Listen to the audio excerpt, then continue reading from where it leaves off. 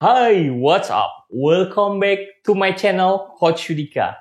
Channel ini diperuntukkan buat Anda semua, utamanya sales real estate, untuk mendapatkan tips dan trik bagaimana cara membangun otoritas dan personal branding. Bagaimana Anda bisa meningkatkan kepercayaan diri dalam menawarkan produk-produk unit-unit yang premium. Dan tentunya melipat gandakan serta melejitkan target pencapaian Anda. Dan hari ini izinkan saya berbagi kepada Anda tentang 5 hal yang kalau Anda bisa menguasainya, Anda bisa melejitkan penjualan Anda secara easily, effortlessly, dan tentunya elegantly. That's why pastikan Anda terus menyimak video ini.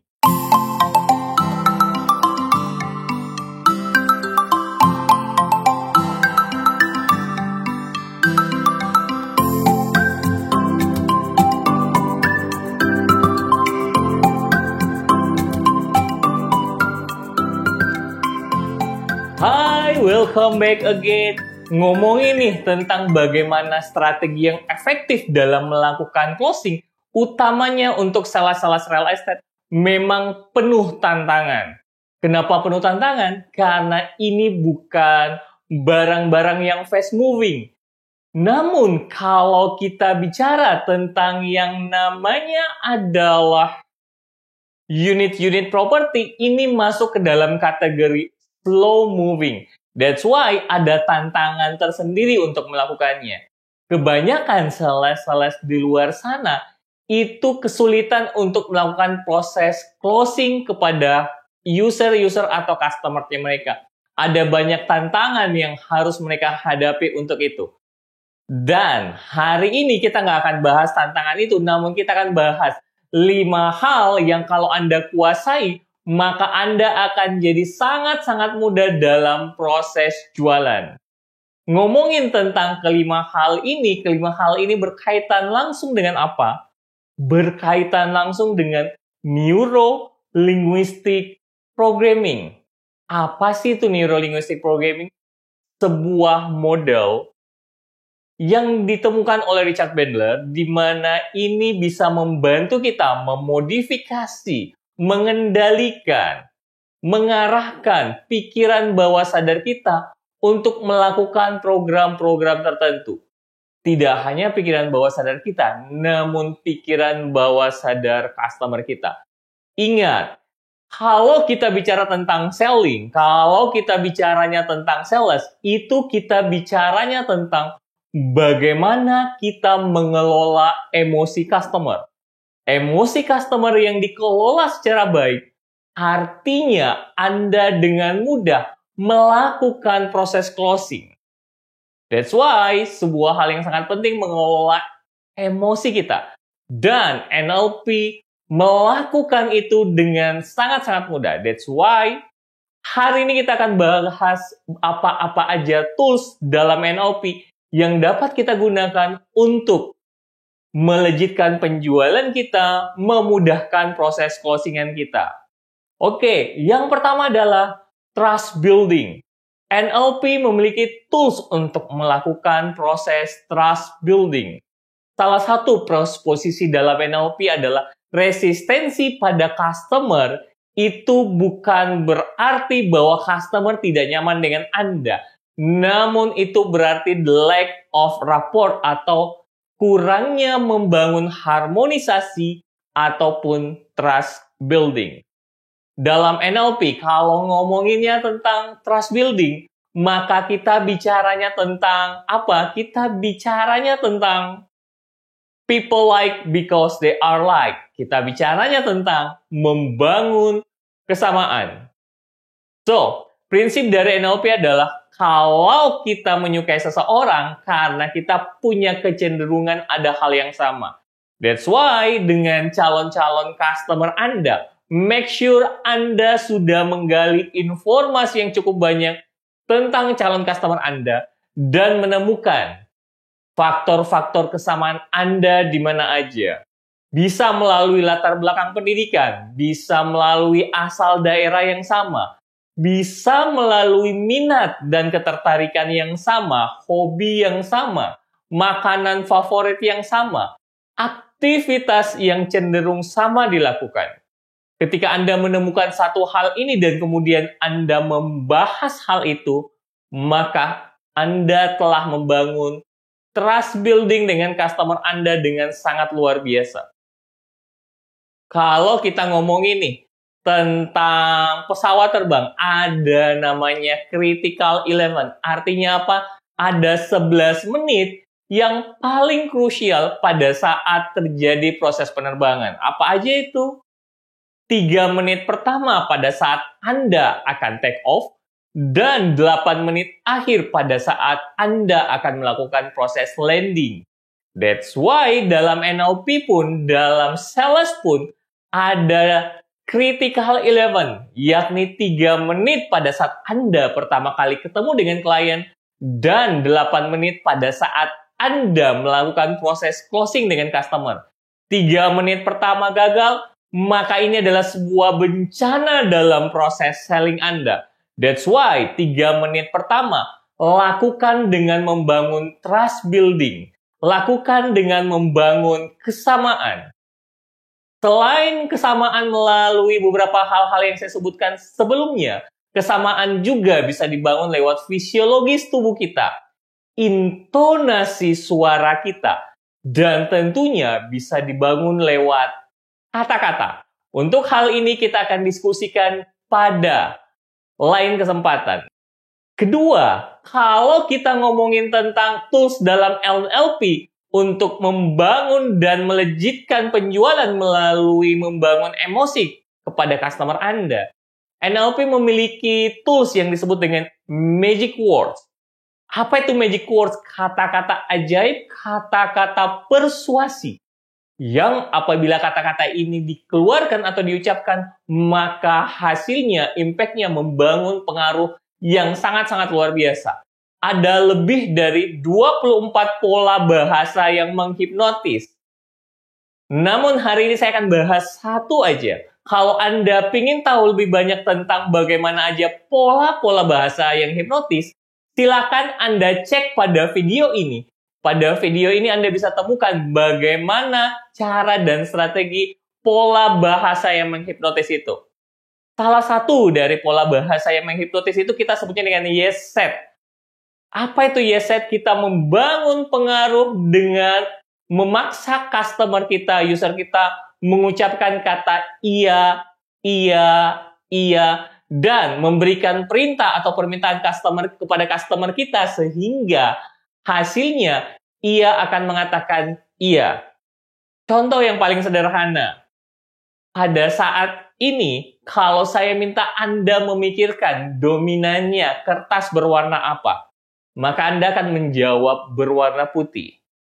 Kalau saya minta kepada Anda, tolong pikirkan umumnya awan selain berwarna biru dominannya berwarna apa? Kemungkinan besar Anda akan menjawab berwarna putih. Berikutnya, kalau saya bertanya kepada Anda, umumnya bendera Indonesia selain warna merah ada warna lain, yakni warna putih. Dan ketika saya bertanya kepada Anda, tapi minumnya apa? Maka yakin dan percaya, mostly dari Anda akan menjawab minum susu. Karena susu terrelated dengan hal yang berkaitan dengan warna putih. Padahal sapi pun minumnya adalah air. Ini yang kami sebut dengan yes set. Ketika kita membangun yes set secara bagus, hasilnya bakalan jadi luar biasa. So, dalam posisi sebagai seorang sales, bagaimana sih peranan yes set? Misalnya, Pak, Bapak sudah lihat unitnya kan? Iya, satu iya. Tadi Bapak bilang kepada saya bahwa Bapak suka banget dengan ruang tidur utamanya ya? Sudah 2 iya.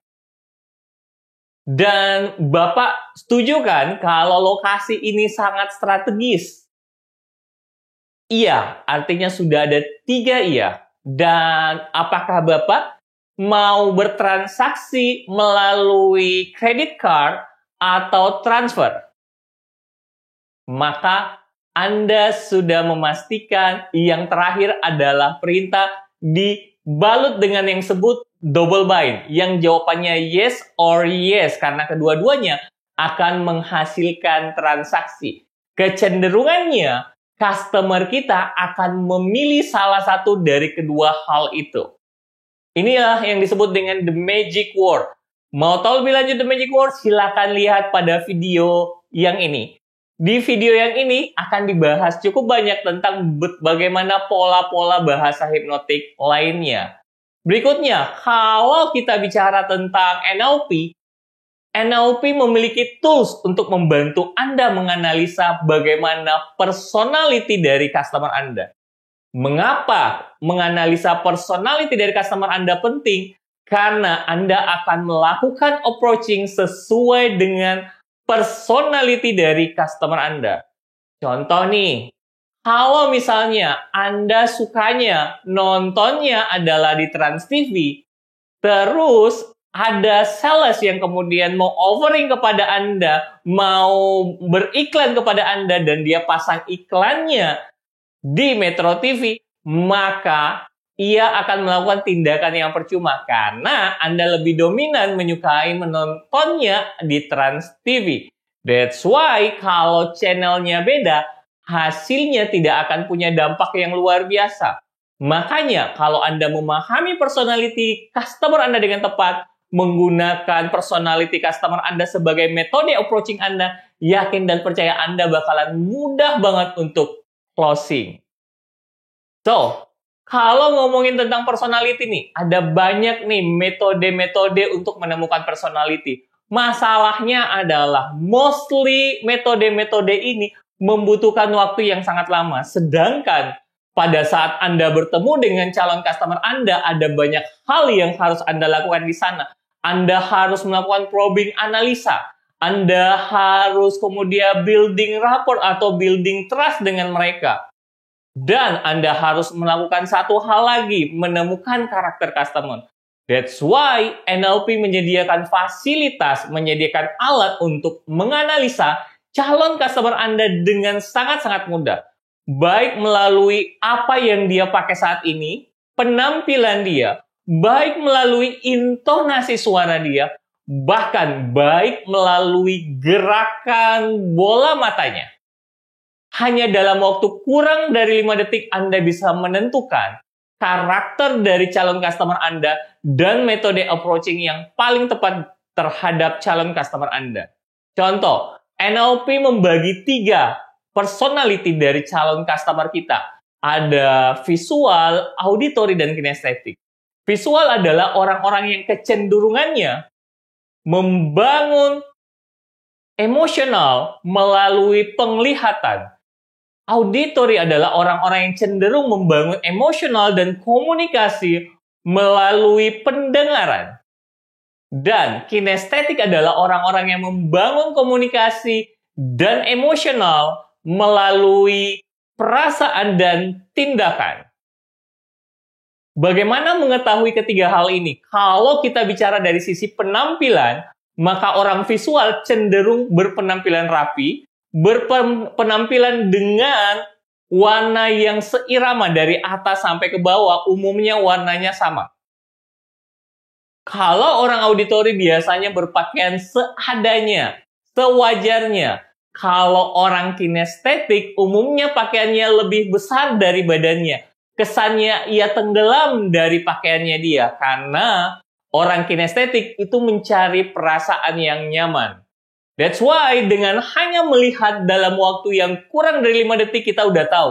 Ini orang kinestetik, ini orang visual, atau ini orang auditory. Lantas bagaimana metode approaching kepada orang-orang ini? Kita akan bahas pada video-video lainnya, di mana nantinya saya akan bahas strategi approaching yang tepat kepada orang visual, auditory, maupun orang kinestetik. Berikutnya, yang keempat, kalau kita bicara tools NLP yang paling efektif adalah active listening. Bagaimana mendengarkan secara aktif. Mostly orang-orang di luar sana, salah di luar sana, Kebanyakan dari mereka kalau kita ngomonginnya tentang sales, kalau kita ngomonginnya tentang bagaimana proses penjualan, dominan yang mereka lakukan adalah memperbanyak ngomong dan membuat sedikit mendengarkan. Mereka pingin mereka menyampaikan produknya mereka. Mereka pingin mereka menunjukkan bahwa produknya mereka lebih unggul. Ingat, customer don't care what is the benefit of your product until the customer know that you care about them. That's why customer kita nggak bakalan peduli seberapa hebat produk kita sampai customer tahu bahwa kita peduli terhadap mereka. So, bagaimana cara membuat customer tahu kita peduli terhadap mereka? Listening skill. Bahkan dalam proses listening skill, NLP mengajarkan bagaimana kita tidak hanya mendengarkan dari sisi kontennya saja, namun dari sisi konteks. Misalnya, kalau kita bicara tentang proses handling objection dalam proses penjualan, customer kita mengatakan, saya sih masih tidak cocok ya dengan unit apartemen ini, harganya sih masih kemahalan buat saya. NLP membahasakan kata kemahalan ini dengan sebuah model yang disebut dengan comparative deletion. Ada perbandingan yang hilang. Mahal itu ada proses membandingkan sesuatu dengan yang lain.